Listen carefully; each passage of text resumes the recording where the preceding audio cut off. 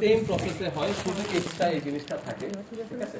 আর same প্রসেসে শুধু এই যাওয়ার সময় শুধু এখান দিয়ে যায়, এই কার্টুনগুলো গিয়ে ডিরেক্ট গাড়িতে উঠে যায়।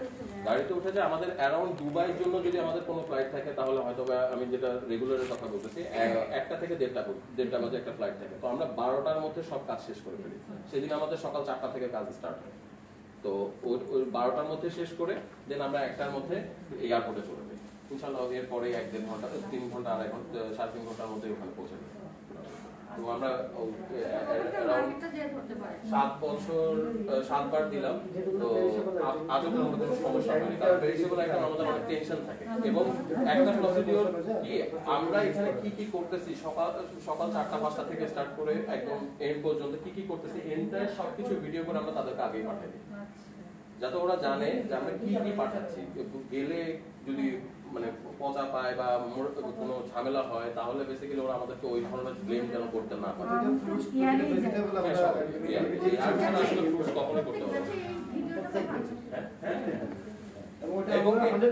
হবে এই ভিডিওটা কেন আপনাদের শেখার জন্য আমি বলবো, এই জিনিসটা মানে ইজি হয়।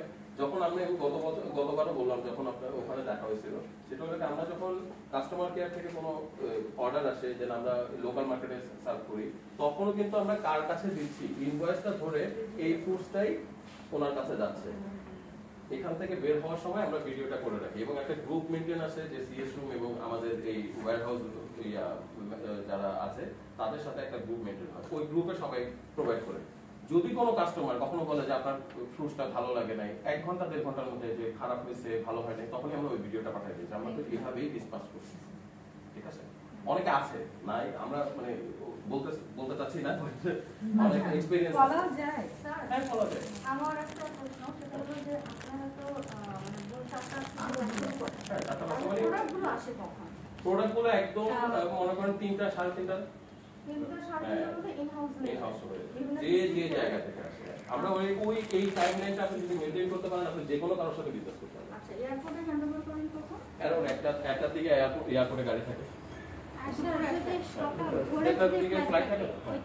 ভোরে ফ্লাইট থাকে না, ওইভাবে আমাদের প্রিপারেশনটা ওই রকম থাকে। যেমন আমাদের 7টা বাজে যেটা আপনাদের ওই যে বক্সটা দেখাইছে, ওটা আর্মি চিফ যখন কাতারে যাচ্ছিলেন, কুয়েতে যাচ্ছিলেন বেসিক্যালি, তো ওই দিন আমাদের শিপমেন্ট ছিল 7টা বাজে, 6টা না 7টা বাজে। তখন আমরা রাতের 11টা থেকে কাজ স্টার্ট করছি। আর তখন আসলে ফ্রুটস এন্ড ভেজিটেবল ছিল, বেসিক্যালি আম ছিল। তো একটা আইটেম, তো আমরা সবকিছু একদম গুছিয়ে রাখছি, সবকিছু খুলে রাখছি এবং আমরা এসি অলওয়েজ 24 আওয়ার্স চালু রাখি যখন আমের সিজন থাকে, যাতে ফ্রুটস গুলো ওরকম কোনো রকম মানে শেলফ লাইফ একটু বাড়ে।